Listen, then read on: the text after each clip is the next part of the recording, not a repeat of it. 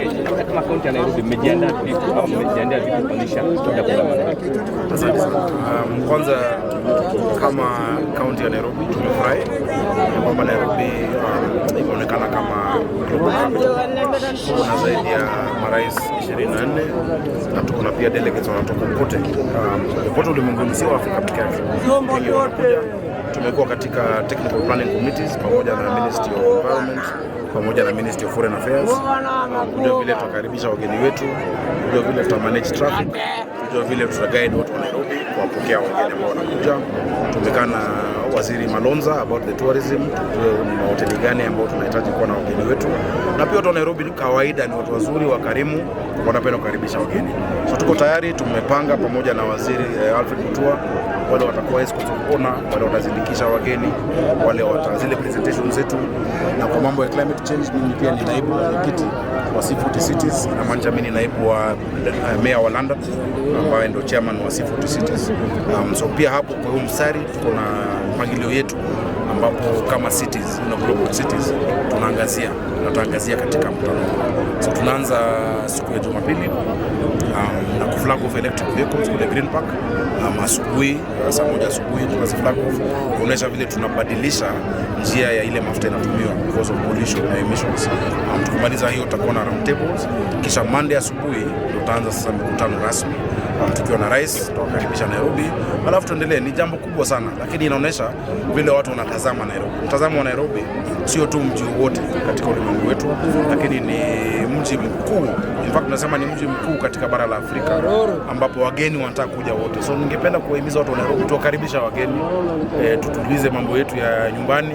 Unajua hata mwingine kuja kwako na mtu amekosana na ndugu yako, mnamsahau kwanza, mnawakaribisha, mnawapatia chai, mnawamkua, wakitoka mnarudi kukorofishana.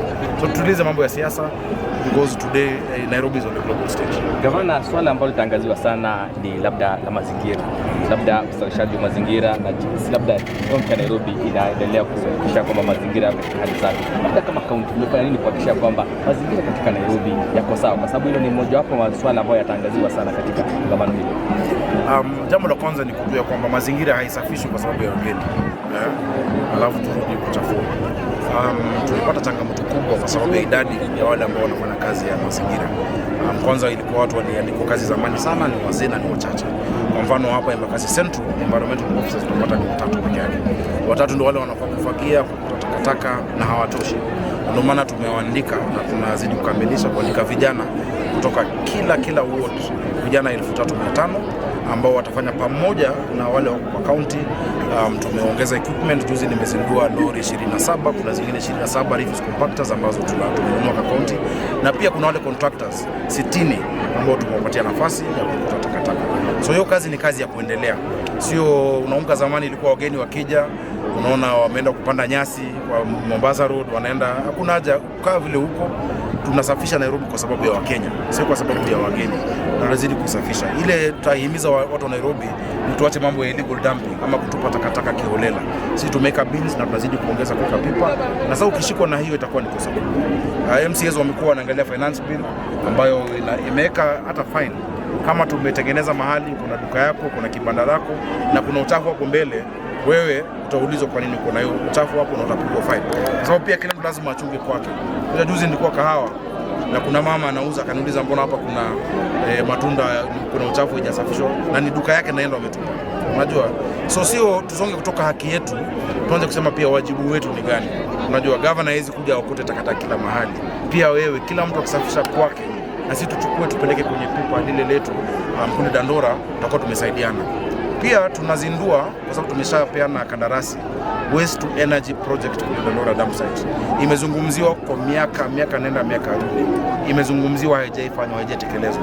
Tumeshapeana contract kwa China National Electric na wale wameenda kutini kidogo, but itaisha, ili ile takataka ambayo tunazoa inatupatia kawi waste to energy 45 megawatts ya stima ambayo inawasha Nairobi itakuwa inatoka pale. Umesikia MCAs wamezungumza ile mataa tumeweka mitaani kuhakikisha kuna usalama. Hayo mataa yote yatalipiwa through Waste Energy Project kupitia takataka ambayo tunatoa kwa mlima wetu.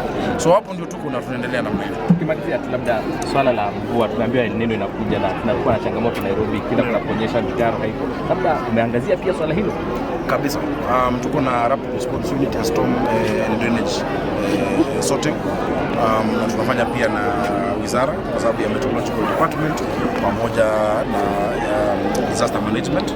Tumemap out zile hotspot zote Nairobi ambapo tayari kuna wana flood. Ukienda kama Umoja kwa mfano utapata MCA amedeal na mambo ya drainage hapo. Ukienda Kayole South, ukienda Kayole North, ukienda kote hata hapa Kayole Central tumemap out. So vile tumefanya, tutaanza public campaign ili tuhamasishe wananchi ya kuwa area hii wana shida, usitupe takataka, lakini pia sisi tuandike vijana ili tuweze kuclear, kwa sababu El Nino ikija isitupate kwa watu wajue, because ni ile takataka tunatupa ndio na block drainage. Drainage haiji block. Ama mtu amejenga mali afai, kama umejenga juu ya drainage umeweka kibanda yako hapo, tutaitoa, kwa sababu ile faida unatafuta kwa kibanda yako ni kidogo ukilinganisha na ile hasara tunapitia kwa tukiharibia wananchi. Gavana, hata unapojikakamua kuhakikisha kwamba kuna usafi Nairobi, swala la uhusiano kati ya serikali yako na wale ambao wanazoa taka, wale ambao ni private garbage collectors, iko vipi? Namba 2, ningependa uzungumzie kuhusiana na mradi ambao unaendelea pale Dandora wa kutengeneza weighbridge na vile ambavyo utasaidia kumaliza traffic ambayo imekuwa jana na weighbridge tuliweza kumaliza contract, ilikuwa imekwama wakati wa